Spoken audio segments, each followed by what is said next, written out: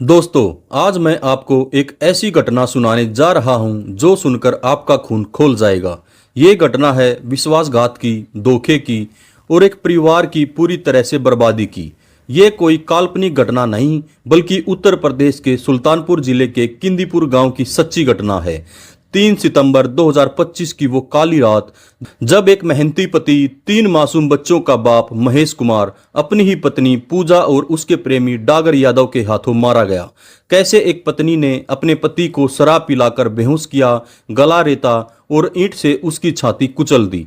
कैसे उसने लाश पर लिपटकर रोने का नाटक किया ताकि कोई शक न करे। यह घटना आपको गुस्सा दिलाएगी, आपके दिल को झकझोर देगी और अंत में आंसुओं में डुबा देगी, क्योंकि ये सिर्फ एक हत्या की घटना नहीं, बल्कि एक परिवार के टूटने, विश्वास के चूर चूर होने और इंसानियत पर सवाल उठाने वाली घटना है। तो जो भी मेरे दोस्त चैनल पर नए हैं, प्लीज चैनल को सब्सक्राइब जरूर कर लें और वीडियो के अंत तक बने रहें। सुल्तानपुर जिला, उत्तर प्रदेश, एक ऐसा इलाका जहां खेतों की हरियाली और मेहनतकश लोगों की जिंदगी एक दूसरे से जुड़ी होती है।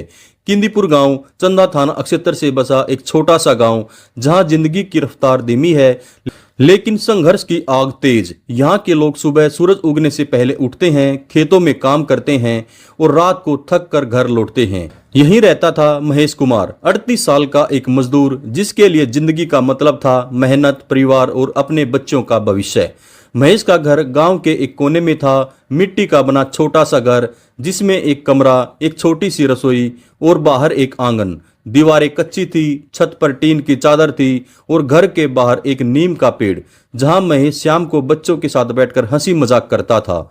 महेश की जिंदगी साधारण थी, लेकिन उसका दिल बहुत बड़ा था। वो हर सुबह उठता, अपने 3 बच्चों रानी, गुड़िया और राजू को प्यार से देखता और फिर दिन भर के मजदूरी के लिए निकल पड़ता। रानी 12 साल की, स्कूल में अच्छी थी, वो अपने पिता की सबसे बड़ी उम्मीद थी। वो अक्सर कहती, पापा मैं बड़ी होकर टीचर बनूंगी और आपका बड़ा सा घर बनवाऊंगी। गुड़िया 8 साल की, एक शांत और क्रिएटिव बच्ची थी, जो अपने पापा के लिए ड्राइंग बनाती थी। और राजू 5 साल का, जो महेश की गोद में चढ़कर खेलता और कहता, पापा मुझे मिठाई दिलाओ। महेश के लिए तीनों बच्चे उसकी दुनिया थे। वो कहता था, मेरे बच्चे पढ़ लिख कर बड़ा नाम करेंगे, मैं मरते दम तक मेहनत करूंगा, लेकिन इनका भविष्य बनाऊंगा।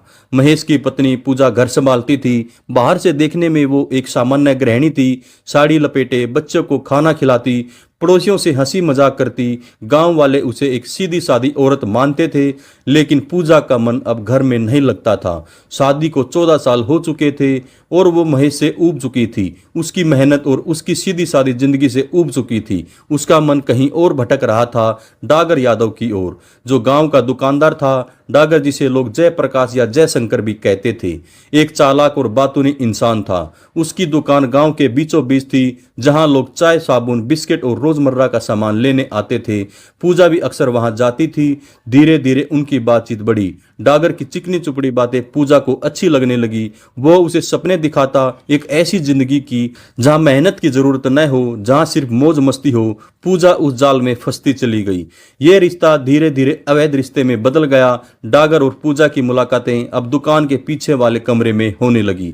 गांव वाले अनजान थे और महेश, वो दिन भर खेतों में पसीना बहाता था। उसे क्या पता था, उसका घर टूटने की कगार पर है। लेकिन सच को ज्यादा देर छुपाया नहीं जा सकता। एक दिन, वो दिन जो सब कुछ बदल देता है, वो आ गया। महेश को पूजा और डागर के रिश्ते की भनक नहीं थी। वो हर दिन की तरह मेहनत करता, बच्चों के लिए छोटी छोटी चीजें लाता और रात को थक कर सो जाता। लेकिन एक दिन, शायद जुलाई या अगस्त 2025 की दोपहर, महेश को किसी काम से डागर की दुकान जाना पड़ा। शायद रानी के लिए बिस्कुट लेने या घर के लिए साबुन। दुकान का अगला हिस्सा खाली था, कोई ग्राहक नहीं था और डागर भी काउंटर पर नहीं दिख रहा था। महेश ने सोचा, शायद वो पीछे के कमरे में है। उसने आवाज दी, डागर भाई हो कहाँ? कोई जवाब नहीं आया, लेकिन पीछे से कुछ फुसफुसाहट सुनाई दी। महेश को कुछ गड़बड़ लगा। वो धीरे धीरे दुकान के पीछे वाले कमरे की ओर बढ़ा। दरवाजा थोड़ा खुला था। उसने अंदर झांका और जो देखा, वो किसी भी पति के लिए मौत से बदतर था। पूजा वहां थी, डागर के साथ, नग्न अवस्था में। दोनों इतने खोए हुए थे कि उन्हें महेश का आना पता ही नहीं चला। महेश की आंखें फटी की फटी रह गई। उसका दिल जैसे रुक गया। वो कुछ पल वहीं खड़ा रहा, जैसे उसकी सारी दुनिया एक ही पल में बिखर गई हो। उसका गुस्सा, उसका दर्द, उसका विश्वास सब चूर चूर हो गया। वो चुपचाप बाहर निकल आया। उसने न तो पूजा से कुछ कहा, न ही डागर से। वो सीधे घर लौट आया। उस रात महेश ने पूजा से कोई बात नहीं की। वो चुप रहा, लेकिन उसकी चुप्पी में एक तूफान था। सोचिए दोस्तों, एक पति जो दिन रात अपने परिवार के लिए मेहनत करता है, जिसने अपनी पत्नी पर आंख मूंद कर भरोसा किया, उसे ऐसा धोखा मिले तो क्या बीतती होगी उस पर। महेश का दिल टूट चुका था, लेकिन वो अपने बच्चों के लिए चुप रहा। उसने सोचा शायद पूजा सुधर जाए, शायद ये एक गलती थी। लेकिन पूजा का मन अब पूरी तरह डागर के साथ था। उसे डर था महेश अब सब कुछ बता देगा, गांव में बदनामी होगी और उसका रिश्ता डागर से टूट जाएगा। उसने डागर से बात की। दोनों ने खतरनाक फैसला लिया। महेश को रास्ते से हटाना होगा। यहीं से एक साजिश की शुरुआत हुई, एक ऐसी साजिश जो महेश की जिंदगी खत्म कर देगी। क्या आप सोच सकते हैं, एक पत्नी जिसके लिए महेश ने अपनी जिंदगी दांव पर लगा दी, जिसके बच्चों के लिए वो हर दिन पसीना बहाता था, वही पत्नी अब उसकी हत्या की साजिश रच रही थी। ये धोखा नहीं, जहर था। और ये जहर 3 सितंबर 2025 की रात को महेश की जिंदगी पर छा गया। 3 सितंबर 2025 दिन सामान्य था। सूरज सुबह सुबह उगा और किंदीपुर गांव अपनी रोजमर्रा की जिंदगी में व्यस्त हो गया। महेश सुबह जल्दी उठा। उसने रानी को स्कूल के लिए तैयार किया। पापा आज टेस्ट है, मेरे लिए दुआ करना, रानी ने मुस्कुराते हुए कहा। महेश ने कहा, माथा चूमा और कहा, तू मेरी शेरनी है, तेरा टेस्ट बहुत अच्छा होगा। गुड़िया ने अपनी नई ड्राइंग दिखाई। एक घर जिसमें 4 लोग थे, मम्मी पापा और दोनों भाई बहन। महेश ने उसे गले लगाया। राजू ने महेश की गोद में चढ़कर कहा, पापा आज मिठाई लाना। महेश हंसा और वादा किया वो शाम को मिठाई लाएगा। फिर वो मजदूरी के लिए निकल गया। उस दिन महेश खेतों में काम कर रहा था, पसीना बह रहा था, लेकिन उसका मन खुश था। वो सोच रहा था इस बार थोड़ा पैसा जोड़कर रानी के लिए नया स्कूल बैग लेगा, शायद गुड़िया के लिए भी नई कॉपी और पेंसिल लेगा, और राजू उसके लिए तो मिठाई पक्की थी। महेश की जिंदगी में बस यही छोटी छोटी खुशियां थी, लेकिन उसे क्या पता था यह उसकी जिंदगी का आखिरी दिन था। शाम को महेश थका हारा घर लौटा। पूजा ने उसे देखा, मुस्कुराई और कहा, आज बहुत थक गए हो, थोड़े आराम कर लो। महेश को उसकी बातों में कुछ गलत नहीं लगा। वो बच्चों के साथ बैठा, रानी से टेस्ट की बात पूछी, गुड़िया की ड्राइंग की तारीफ की और राजू को गोद में लिया। पूजा ने खाना बनाया, लेकिन उसका मन कहीं और था। वो अपने प्लान को अंजाम देने की तैयारी कर रही थी। रात हुई। पूजा ने महेश को शराब पिलाई। महेश कभी कभार पीता था, लेकिन उस रात पूजा ने उसे ज्यादा पिलाया। थोड़ा और लो, आराम मिलेगा, उसने कहा। महेश ने शराब ज्यादा पी ली और वो नशे में धुत होकर सो गया। पूजा ने इंतजार किया। उसने फोन उठाया और डागर को मैसेज किया, आ जाओ अब समय है। रात का सन्नाटा था, गांव सो चुका था। कुत्तों के भौंकने की आवाज कभी कभार आ रही थी। डागर चुपके से घर के पास पहुंचा। पूजा ने दरवाजा खोला। दोनों ने एक दूसरे को देखा और बिना कुछ बोले अपने प्लान को अंजाम दे दिया। डागर ने अपनी जेब से एक तेज धार वाला चाकू निकाला। महेश बेसुध पड़ा था, उसे कुछ नहीं पता था। डागर ने एक बार पूजा की तरफ देखा, जैसे पूछ रहा हो कर दें। पूजा ने सिर हिलाया। डागर ने चाकू उठाया और महेश का गला रेत दिया। खून की धार बहने लगी। बिस्तर लाल हो गया, लेकिन पूजा को इतने से संतुष्टि नहीं हुई। उसने पास पड़ा एक भारी पत्थर उठाया। कुछ खबरों में इसे ईंट बताया गया है। महेश की छाती पर जोर जोर से वार किया, 1 2 3 4 बार बार, जब तक महेश की सांसें पूरी तरह थम नहीं ली। महेश की आंखें खुली की खुली रह गई। शायद वो पूछ रही थी, पूजा तूने ऐसा क्यों किया। सोचिए दोस्तों, एक पति जो अपनी पत्नी पर आंख मूंदकर भरोसा करता है, उसे इतनी बेरहमी से मार डाला। एक पिता जो अपने बच्चों के लिए जीता था, उसे उसी के घर में मार दिया जहां वो अपने बच्चों को सपने दिखाता था। ये हत्या नहीं, विश्वास का कत्ल था। वीडियो में आगे बढ़ने से पहले जिस भी मेरे दोस्त ने वीडियो को लाइक और चैनल को सब्सक्राइब नहीं किया है, प्लीज चैनल को लाइक शेयर और सब्सक्राइब जरूर करें। हत्या के बाद पूजा और डागर ने लाश को ठिकाने लगाने का प्लान बनाया। वे जानते थे अगर लाश घर में मिली तो शक सीधे उन लोगों पर जाएगा।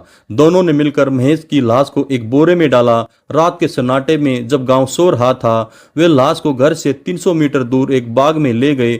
वहां एक महुआ का पेड़ था, जिसके नीचे उन्होंने लाश फेंक दी। सब कुछ ऐसा किया कि लगे जैसे कोई बाहर का मामला हो। डागर रात के अंधेरे में अपनी दुकान पर लौट गया और पूजा घर वापस आ गई। उसने बिस्तर साफ किया, खून के दाग धोए और सुबह का इंतजार करने लगी। 4 सितंबर की सुबह जब सूरज उगा, गांव में हड़कंप मच गया। एक किसान ने बाग में लाश देखी। उसने चीख मारी, अरे ये तो महेश है। खबर आग की तरह फैली। गांव वाले दौड़े भागे आए। पूजा भी वहां पहुंची और फिर शुरू हुआ उसका नाटक।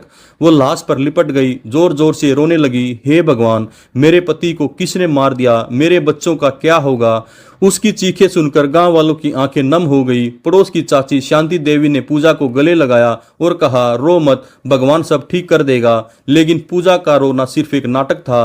वो जानती थी उसने क्या किया है। रानी, गुड़िया और राजू भी वहां पहुंचे। रानी अपने पापा की लाश देखकर चीख पड़ी, पापा आप उठ जाओ, आपने तो कहा था मेरे लिए मिठाई लाओगे। गुड़िया अपनी ड्राइंग लिए खड़ी थी जैसे वो अपने पापा को दिखाने वाली थी। और राजू जो समझ नहीं पा रहा था, अपनी माँ को रोता देख रोने लगा। गांव वाले भी रो रहे थे। कोई सोच भी नहीं सकता था ये सब पूजा का नाटक था। लेकिन दोस्तों, सच को ज्यादा देर तक छुपाया नहीं जा सकता।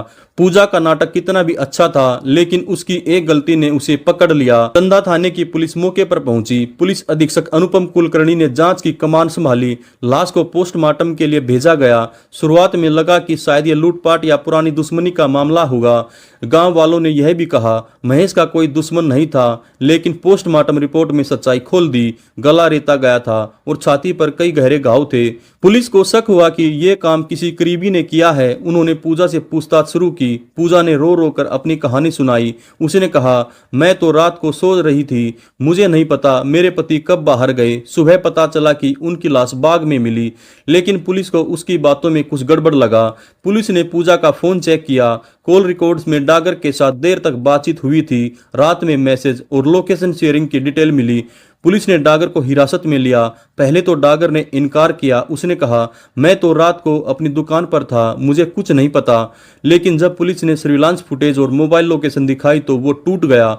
उसने सारी साजिश कबूल कर ली। कैसे पूजा ने उसे बुलाया, कैसे उन्होंने मिलकर महेश को शराब पिलाई और कैसे उसे मारा। पुलिस ने हत्या में इस्तेमाल चाकू और पत्थर भी बरामद कर लिया। 24 घंटे के अंदर पूजा और डागर जेल में थे।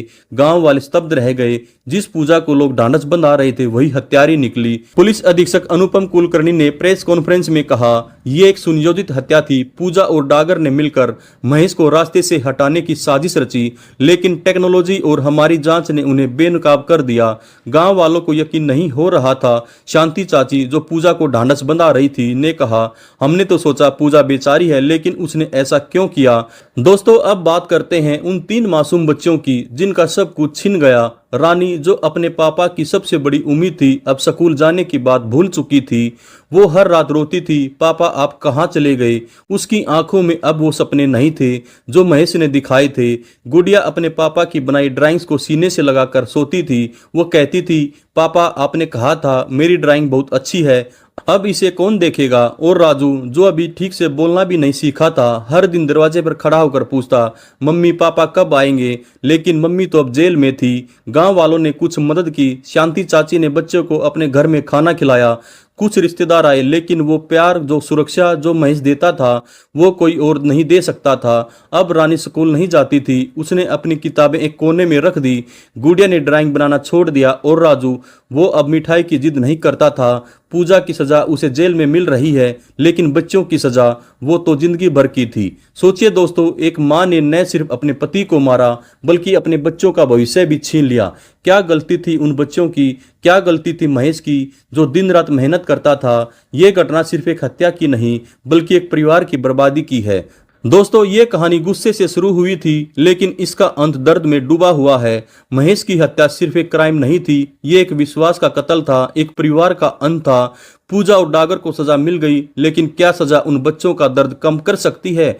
क्या सजा महेश को वापस ला सकती है? ये कहानी हमें सिखाती है कि रिश्ते कितने नाजुक होते हैं और विश्वासघात कितना खतरनाक। अगर आप इस कहानी को सुनकर इमोशनल हो गए हैं तो एक बार उन बच्चों के लिए प्रार्थना कीजिए। अपने परिवार को, अपने रिश्ते को संभालिए।